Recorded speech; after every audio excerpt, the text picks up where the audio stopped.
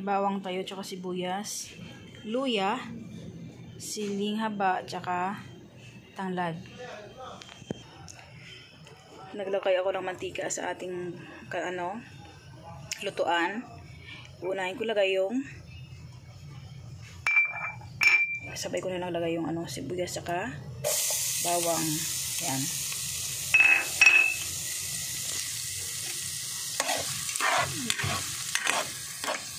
Isa lang natin naman sa maging kulay brown. Yung golden brown na siya. Pwede na yan. Ayoko naman ng sunog. Ilalagay na natin ating karne.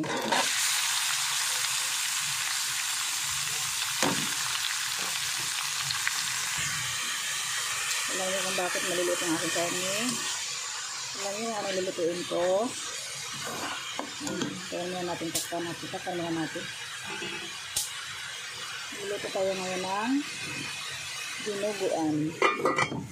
And guys, nagayat ako ng sayote. Lagay natin yung sa ating dinuguan para kahit pa paano may gulay naman yung ating dinuguan.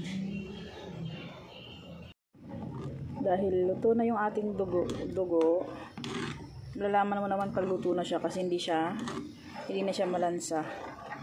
Ilalagay ko yung ating siling haba tsaka tanglad. Hintayin natin muna na ma-absorb ng ating yung nilagay natin sili tsaka tanglad. Mangamoy ba? Maamoy natin yung aroma ng tanglad tsaka sili. Halo lang tayo ng halo para wag mamuo yung ating dinuguan tsaka maganda yung kanyang pagkalapot. O yan, ganyan. Maganda yung pagkalapot niya. After 3 minutes, ilalagay ko na ating sayote para may gulay yung ating may gulay naman yung ating dinuguan.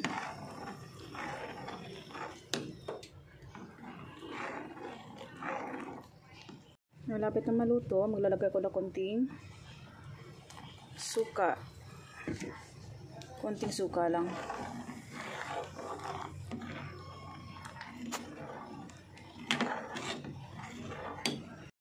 Yan. Dahil mabilis na naman maluto yung ating sayote, ilalagay ko na yung aking cornstarch na inano sa tubig para pampalapot ng konti. Mas masarap pag medyo malapot yung ating dinuguan.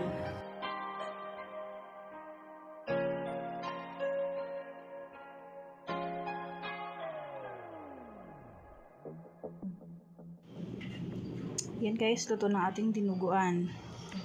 Dinuguan na may sayote.